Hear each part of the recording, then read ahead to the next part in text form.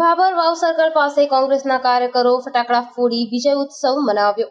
બનાસકાંઠામાં કોંગ્રેસના ઉમેદવાર જ્ઞાનીબેન ઠાકોરની ભવ્ય જીત થતા કાર્યકરોમાં ઉત્સાહ જોવા મળ્યો હતો। જ્ઞાનીબેન ઠાકોરને વિજય જાહેર થતા જ્ઞાનીબેનના હોમગ્રાઉન્ડ ભાભરમાં કાર્યકરોમાં ઉત્સાહ જોવા મળ્યો હતો। કોંગ્રેસ કાર્યકરોએ ફટાકડા ફોડી મોં મીઠું કરાવી વિજય ભવ્ય ઉત્સવ મનાવ્યો।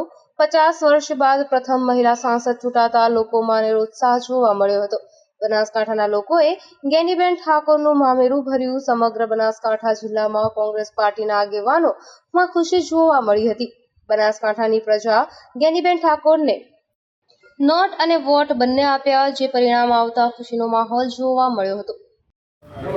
ગુજરાતના ગઢ ગણાતા ભારતીય જનતા પાર્ટીના રાજ્યમાં આજે બનાસકાંઠામાં કોંગ્રેસ વતી જ્ઞાનીબેન ઠાકોર જ્યારે વિજયી બન્યા છે ત્યારે તેમનું કદ માત્ર ગુજરાતમાં જ નહીં સમગ્ર રાષ્ટ્ર લેવલે ઉભરી આવ્યું છે। જ્ઞાનીબેનની જીત એક સામાન્ય પ્રજાજનોની જીત છે। જ્ઞાનીબેન હંમેશા લોકોની વચ્ચે રહ્યા છે। પ્રજાના પ્રશ્નોને વાચા આપનાર એક સામાન્ય જનને કઈ રીતે એની જોડે વર્તવું એ જો શીખવું હોય તો ખરેખર એક જમીની નેતા તરીકે જ્ઞાનીબેન અભિનંદનને પાત્ર છે। અને એના માટે આજે ફરી એકવાર સાબિત થયું કે માત્ર પૈસાથી અને કોઈ અન્ય તાકાતથી ચૂંટણી લડી શકાય, બાકી જીતી ન શકાય।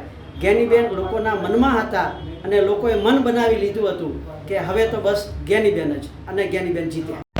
ભારતીય જનતા પાર્ટીના વડાપ્રધાનને એવી મજબૂરી આવી તે વડાપ્રધાનની દિશાની અંદર એક ખેડૂતની દીકરીને કોંગ્રેસે જે ટિકિટ આપી અને ખેડૂતની દીકરીને હરાવવા માટે વડાપ્રધાનને હોય આપવું પડ્યું। પણ પબ્લિકે અત્યારે બનાસકાંઠાની પબ્લિકે એવું વિચાર્યું કે ખેડૂતની દીકરી છે, નાની દીકરી છે। લોકસભામાં એમને કોંગ્રેસે વિશ્વાસ કર્યો, 2 વાર વિધાનસભા જીત્યા અને બનાસકાંઠાની પબ્લિકે એવો વિશ્વાસ મૂક્યો